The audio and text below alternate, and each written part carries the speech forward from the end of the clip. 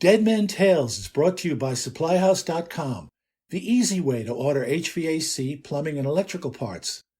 Shop online, find a wide selection of products from industry-leading brands, and get fast delivery anywhere in the U.S. And being a pro has its perks. Apply to be a SupplyHouse.com Trade Master and get access to a dedicated phone line, free shipping and returns, and discounts on every order. Join the thousands of trade pros already benefiting from their free membership at supplyhouse.com/trademaster. That's supplyhouse.com/trademaster. From heatinghelp.com, it's Dead Men Tales. I'm Dan Holohan. I asked Sissy about the floor in the old building because she had worked there when they used to make socks. I'd never seen such a floor. It went on in all directions and looked at first like black bricks laid on their narrow sides. But when I looked closer, I saw that each brick had rings such as the end of a 2x4 has rings. "Isn't that something?" Sissy said. "It's more than 100 years old. They cut the wood into brick-sized pieces and set them in place. Wood was a good flooring material for underneath the weaving machines because we had to oil those machines constantly, and the oil ran down onto the floor. The wood soaked it right up. If they had made the floor of brick, we would have been slipping all day." The factory was in eastern Pennsylvania, in a town that looks like a postcard of what America once was. They made gold-toe socks in that factory, and I've worn them over the years. Good socks, and the company stood behind them. Seniors would send us these old socks they had worn for more than 10 years, Sissy said. There would be a small hole here or there, and the person riding would complain that the socks didn't last. Sissy smiled, remembering that. No good after 10 years of wearing. Imagine that. We replaced them for free, of course, she said. Gold-Toe employed 500 people from the town and ran 3 shifts right up until they slammed the doors for good right after September 11, 2001. You had to figure they were doing okay because they were running those mills around the clock, and Gold-Toe makes good socks that lots of Americans like to wear. But there was more money to be made by moving the work to Mexico and to China, where people are willing to do the work for next to nothing. So that's what Gold-Toe did.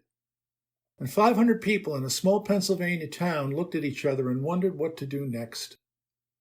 First September 11th, and then this. Which made me remember a story I once heard. Joseph Heller, who wrote the novel Catch-22, was at a party being thrown by a billionaire in the Hamptons out on the end of Long Island.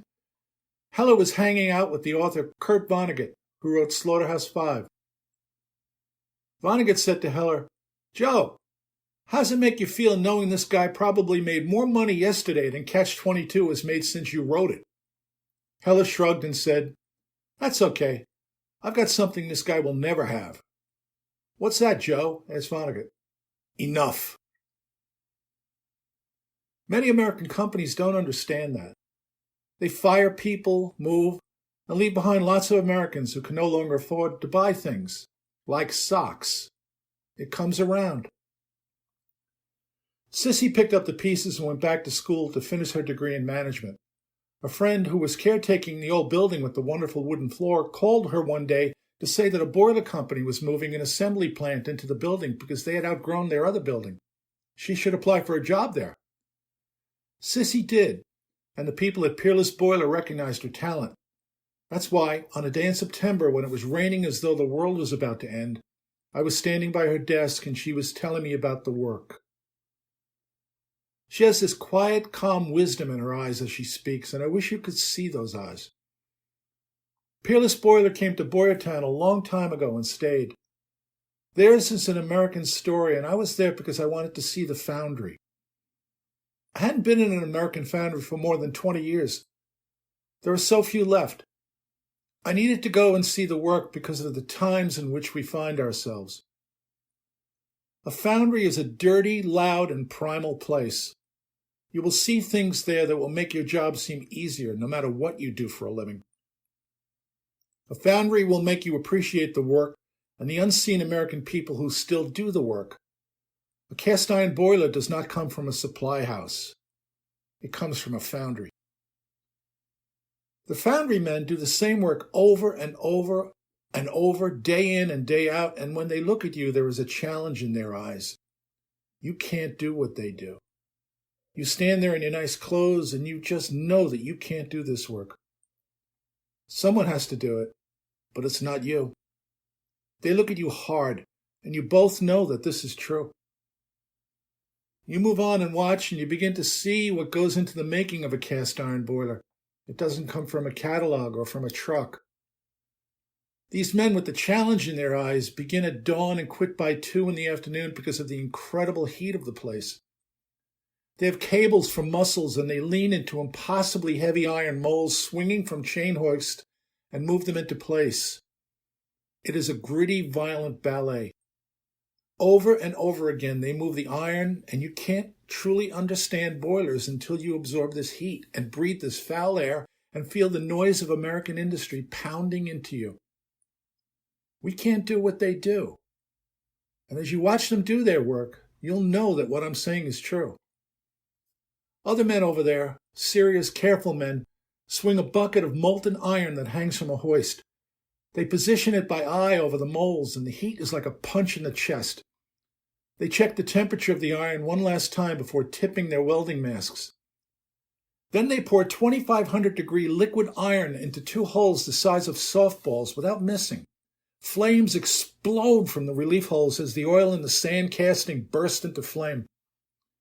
The men look at the mold and at each other, communicating without a word, and then they move on to the next one. Each knows what the other is going to do. Each depends on the other for his life. It's like watching soldiers. The iron boiler sections take hours and hours to cool, and even when out of the mold and stacked for a very long time, they still feel like steam radiators on a frigid day. I stood close, but not too close. They grind and machine these sections, which is hard, dirty work, and they press these sections together, and who knows what they're thinking as they do this day in and day out. They are American workers, building boilers that will warm American families.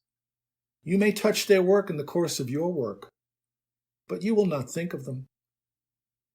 You should think of them, though, because we are a family, and that's what I realized that day. We are a family, all of us.